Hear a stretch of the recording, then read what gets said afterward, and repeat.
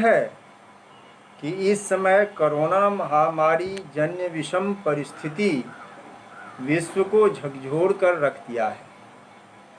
ऐसी स्थिति में हमारा देश भी अछूता नहीं है। सरकार द्वारा निर्देशित लॉकडाउन से सभी जन घर में दुबके हुए हैं। गतिशीलता ही जीवन है। हम यहाँ भी रहें, हम जहाँ भी रहें वहीं गतिशील व क्रियमान रहें। इस समय छात्रों के हित में वैज्ञानिक तकनीकी के माध्यम से शिक्षण का कार्य संपादन करना भी सुगम हो गया है। अतएव इसी तकनीकी के माध्यम से वर्ग संचालन का कार्य किया जा रहा है ताकि छात्रों को सम्यक ज्ञान होता रहे।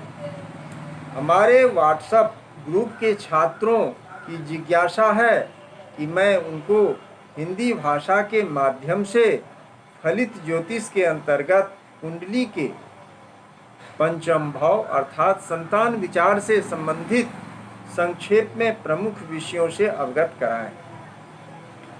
एतदर्थ मैं डॉक्टर चंद्रमोहन झा, ज्योतिष विभागाध्यक्ष, श्री छत्रधारी संस्कृत महाविद्यालय हथवा गोपालगंज, इसी विषय पर अपना व्याख्यान संक्षेप में प्रस्तुत कर रहा हूँ।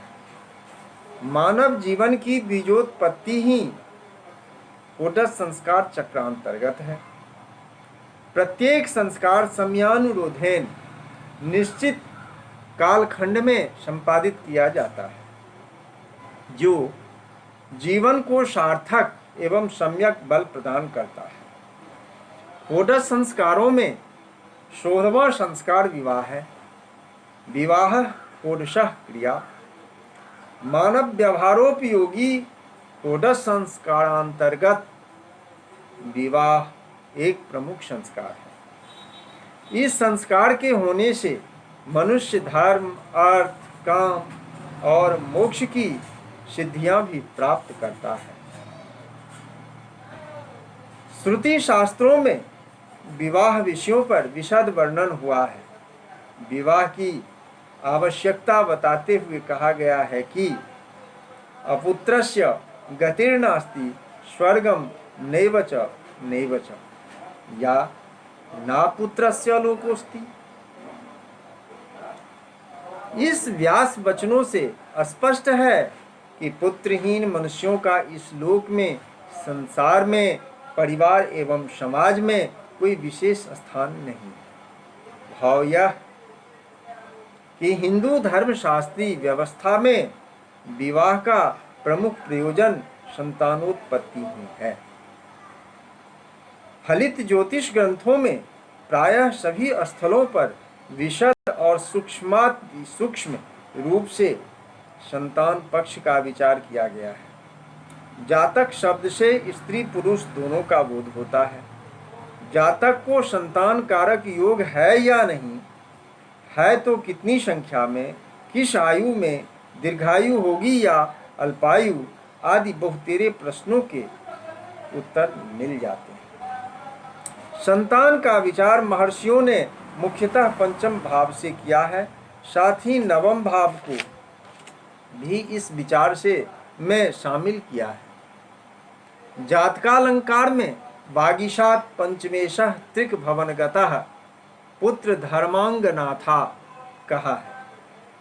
अर्थात संतान विचार में गुरु, पंचमेश, नवमेश, लग्नेश तथा गुरु से पंचमेश की स्थिति महत्वपूर्ण है।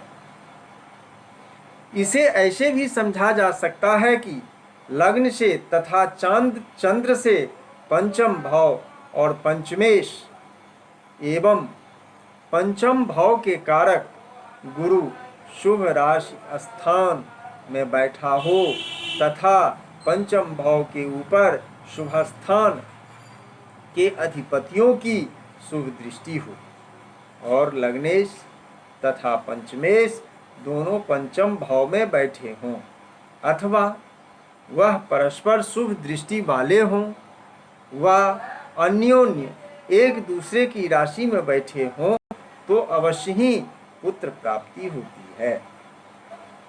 इसके विपरीत यदि इसके विपरीत स्थिति होने पर संतानोत्पत्ति नहीं होती है।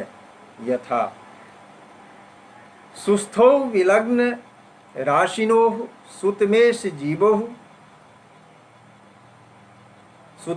जीवौ सुस्थाननाथ शुभ दृष्टि युते सुतर्क्षे लग्नात्मपौ यदि सुतौ च मिथः सुदृष्टौ क्षेत्रे परस्पर गतौ यदि पुत्र सिद्धि आदि। आचार्य वैद्यनाथ ने भी जातक परिजात में कहा है कि पुत्रस्थानपकार के चितयुता दुस्थानपा दुर्बला जीवा चंद्रमसो विलग्नप दशान पुत्रप्रदम पंचमम तस्मार्धम गृहम च तत्पति दशा भुक्तो श्रुताप्तिम वदेत्। इस तरह बहुत से पुत्र कारक योग अन्य आचार्यों के मताभिप्राय से मिलते हैं। यहाँ एक बात स्पष्ट कर दूं कि विद्वानों की दृष्टि में चारों केंद्र 1, 4, 7, 10 स्थान अत्यधिक महत्वपूर्ण तो है ही, इसी तरह कोण स्थान 5, 9 भी बड़े महत्व के हैं। इनमें खासकर पंचम स्थान, यदि इसमें शुभग्रहों की स्थिति या दृष्टियादि हो तो यह कुंडली भारी महत्व की होती है। कोण में प्रथम स्थान पंचम स्थान है, जो पुत्र विषयक विचार हेतु सर्व प्रमुख है। इसीलिए पूर्वाचार्यों ने इसे पुत्र भाव कहे हैं। संतान या संतति शब्द से कन्या और पुत्र दोनों का बोध होता है, फिर भी इसे संतति या संतान भाव न कहकर पुत्र भाव ही कहा गया। इससे स्पष्ट होता है कि आदिकाल से ही गृहस्थाश्रम एवं सांसारिक व्यवहार में पुत्र का महत्व कन्या की अपेक्षा अधिकाधिक रहा है। आज के वर्तमान समय में वैसी बात नहीं है। व्यक्ति तथा समाज ज्ञान की दृष्टि से प्रबुद्ध हो गए हैं। पुत्र पुत्री में भेद की स्थिति स्वीकार्य नहीं है। पुत्र जन्म से ही माता पिता का नाम संसार में उज्जवल हो सकता था, सही में भूतकालिक ही हो गया। आज अपने माता पिता का नाम रोशन करने में पुत्री की भूमिका कहीं पुत्रों की अपेक्षा अधिक हो रही है।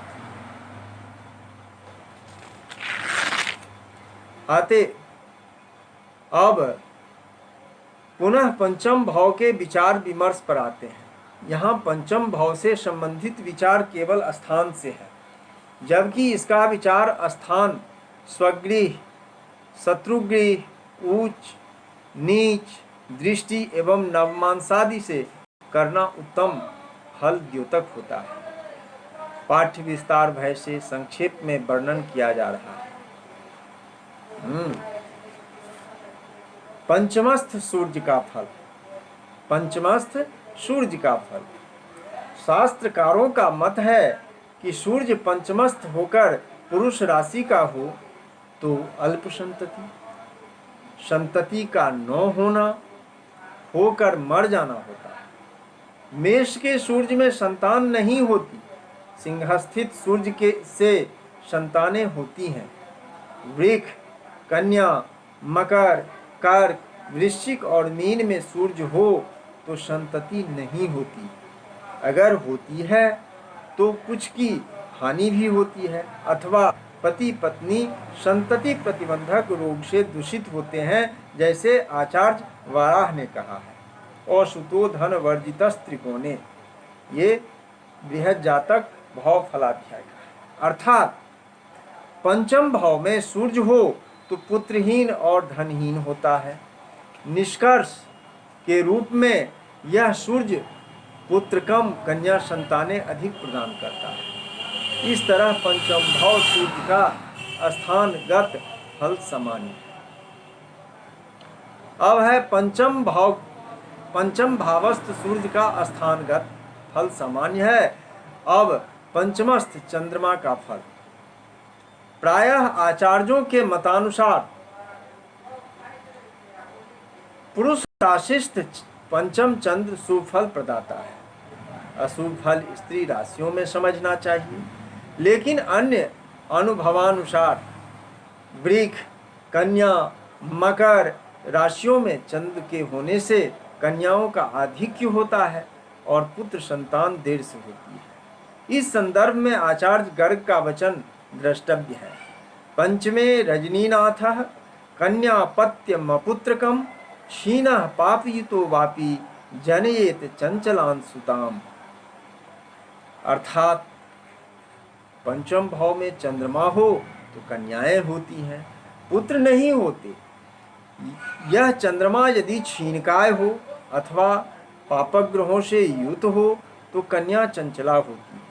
लेकिन कर्क, वृश्चिक, मीन, मेघ, सिंह और धनु राशियों में चंद्र हो तो पहले पुत्र फिर पुत्री क्रम से जन्म लेते हैं।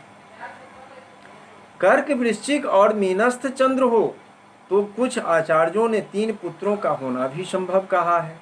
मेघ, सिंह और धनु में शिक्षा पूर्ण नहीं होती। पंचमस्थ चंद्र उच्च राशि का या नीच राशि का अथवा दुष्ट ग्रहों से दूषित हो तो एक कन्या संतान होती है। अतएव जब पंचम भाव से संतति का विचार किया जाए तो पति पत्नी दोनों की जन्म कुंडली का अनुशीलन एक साथ करना चाहिए, क्योंकि किसी एक कुंडली के विचार से कहा गया फल अनुभव में नहीं आता। इस तरह यह चंद्र जातक जातिका हेतु शुभ कारक भी है। पंचमस्थ मंगल का फल। अब पंचमस्थ मंगल का फल इस प्रकार है कि पंचमस्थ मंगल को आचार्यों ने शुभ अशुभ दोनों कहा है, किंतु यहाँ आचार्य काशीनाथ का कथन कुछ सही अनुभव में आता है। यथा पंचमे च धरापुत्रे कुसंतानः सदारुजः बंधुवर्गे विरक्तश्च नरो दीनोपि जायते। अर्थात इस मंगल से प्रायः स्त्री राशियों में संतानें होती हैं। इसमें कुछ की हानि यानी गर्भपात या गर्भ में ही मर जाना आदि होती है। तत्पश्चात जो संतानें बच जाती हैं वह उपर्युक्त आचार्य के कथनानुसार संस्कारी नहीं होती, किंतु यह मंगल अन्य क्षेत्रों में जातक जातिका को कीर्ति योग देने में कोई कसर उठा नहीं रखता। अर्थात यह मंगल यश कीर्ति हेतु अच्छा है। यह मंगल यश कीर्ति हेतु अच्छा है। पंचमस्थ बुध का फल। पंचमस्थ बुध के विषय में प्रायः सभी आचार्यों का मत एक जैसा है। यथा पंचमे रोहिणी पुत्रे पुत्र पौत्र समन्वितः सुबुद्धि सत्व संपन्न सुखी भवति मानवः। अर्थात जातक पुत्र पौत्रों से युक्त अच्छी बुद्धि का बलवान और सुखी होता है। यह बुध मिथुन, तुला और कुंभ राशि में स्वल्प संतति देता है। यही फल प्रायः वृष, कन्या एवं मकर राशि के भी हैं।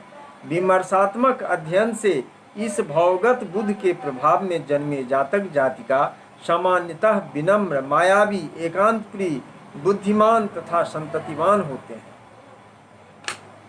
पंचमस्थ गुरु का फल।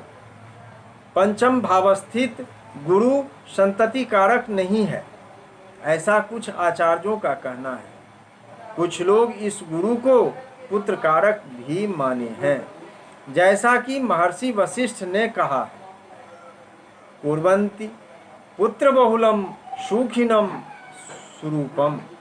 इस तरह अकेला गुरु शुभस्थित पंचम में हो तो संतानें अच्छी होती हैं। यथा सुत पंचमे 2 गुरु। विमर्शात्मक दृष्टि से गुरु अगर वृष, कन्या अथवा मकर राशि में हो तो पुत्रियां अधिक और पुत्र कम होते हैं। कर्क, वृश्चिक एवं मीन में यह गुरु स्वल्प संततिदायक है। अतएव स्त्री राशियों में यह गुरु अच्छे नहीं होते। अब पंचमस्थ शुक्र का फल। पंचमस्थ शुक्र के विषय में सभी आचार्य मतैक्य हैं। यह शुक्र संतति, विवाह, भोग आदि का कारक होने से इस स्थान में शुभ है, बशर्ते स्थिति अच्छी हो। शारावली में आचार्य कल्याण वर्मा ने कहा है, यथा सुख सुत मित्रोपचितम रति परमति धन मखंडितम शुक्रः कुरुते पंचम राशो मंत्रिण मथ दंड नेतारम। अर्थात इस शुक्र से जातक सुखी, पुत्रवान, मित्रों से युक्त, भोग विलास प्रिय, अतीव धन संपन्न, सर्वविध से पूर्ण, राजमंत्री एवं दंडाधिकारी होता है। इस प्रकार पुरुष राशिगत शुक्र से पुत्र संतति अधिक और स्त्री राशि में कन्या संतति अधिक प्रदान करता है। पुरुष राशि का शुक्र स्त्री के प्रति उदार एवं आदर भाव उत्पन्न करता है। स्त्री राशि का शुक्र विवाह को सफल बनाकर दाम्पत्य जीवन को भी सुखमय बनाता है। अब पंचमस्थ शनि का फल। पंचम भावस्थ शनि का फल सभी आचार्यों के अनुसार मिश्रित अर्थात शुभ अशुभ दोनों है। अशुभ फल का अनुभव मुख्य रूप से वृक्ष, कन्या, तुला, मकर तथा कुंभ राशि में मिलते हैं। शुभ फलों का अनुभव अन्य राशियों में किया जा सकता है। इस संदर्भ में मानसागर का कथन सही लगता है। शनैश्चरे पंचम शत्रुगेहे पुत्रार्थहीनो भवति है दुखम तुंगे निजे मित्र गृहे च पंगो पुत्रैक भागी भवतीति कश्चित। इस तरह विमर्श करने पर कर्क, वृश्चिक अथवा मीन राशि में शनि के होने से संतति बहुत समयांतराल बाद होती है, अर्थात संतति जन्म में काफी अंतर समयांतर होता है। यह शनि द्विभार्जा योग भी उत्पन्न करता है। इस प्रकार दूषित शनि से संतति का अभाव या कभी कभी एक के बाद दूसरी संतान 5, 7, 9, 12 वर्षों के अंतराल पर होती है। अतएव इस स्थान के शनि का फल सामान्यतः अच्छा नहीं है। विवाह पूर्व इसका परीक्षण आवश्यक किया जा सकता है, आवश्यक रूप से कर लेना चाहिए। पंचमस्थ राहु का फल। पंचम भाव में राहु स्त्री राशि का हो तो कुछ आचार्यों ने शुभ कहा है, मगर कुछ ने पुरुष राशिगत राहु का फल पुत्रनाश, पुत्राभाव, पुत्रों का रोगी होना आदि अशुभ फल कहा। यह राहु स्त्री सुख एवं पुत्र सुख के लिए अच्छा नहीं है, किंतु अन्य क्षेत्रों में यही राहु जातक जातिका हेतु उत्तम, बहुत उत्तम कहे गए हैं। पंचम राहु से संतति का विचार परमावश्यक है। वैचारिक कड़ी में रहीम खान खाना का कथन प्रासंगिक है। पीसर खाने स्थितो राशः पुत्र सौख्य विवर्जितम देहोशम ददशिकम नादानम कुर्ते नरम। अर्थात मनुष्य पंचम पीसर खान में राहु के रहने से पुत्र सुख से वंचित, बेहोश, पेट की पीड़ा से युक्त और मूर्ख यानी नादान होता है। अतएव पंचम राहु संतति हेतु सर्वदृष्टिया अशुभ माना गया है, क्योंकि शास्त्रों में संतानाभाव पूर्व जन्म के सर्प संबंधी शाप का परिणाम होता है। भृगु संहिता के अनुसार संतान प्राप्ति हेतु शापोद्धारक नाग देवता की पूजा अपेक्षित है। इस विषय में कुछ आगे भी हम कहेंगे, किंतु अब पंचम केतु का फल जानिए। तुलनात्मक दृष्टिया सबों ने पंचमस्थ केतु का फल अशुभ ही कहा। कुछ एक ने स्वल्प संतति का होना भी कहा है। यहाँ आचार्य गर्ग का वचन है, पुत्रे केतो प्रजा हानि विद्या ज्ञान विवर्जितः भयनाशी सदा दुखी विदेश गमने रहता है। उपर्युक्त श्लोकानुसार